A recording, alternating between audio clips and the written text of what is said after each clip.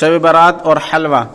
ویسے تو سارے سال میں کسی دن بھی حلوہ پکانا جائز اور حلال ہے، جس کا جب دل چاہے پکا کر کھا لے،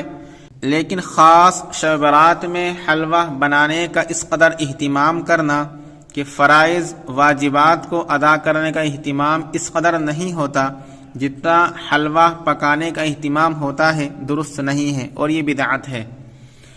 نہ قرآن میں اس کا ثبوت ہے، نہ حدیث میں اس بارے میں کوئی روایت ہے، نہ صحابہ کے آثار ہیں اور نہ ہی تابعین اور بزرگان دین کے عمل میں اس کا کہیں کوئی تذکرہ ہے، لہٰذا ان فضولیات اور بدعات سے بچنا چاہیے۔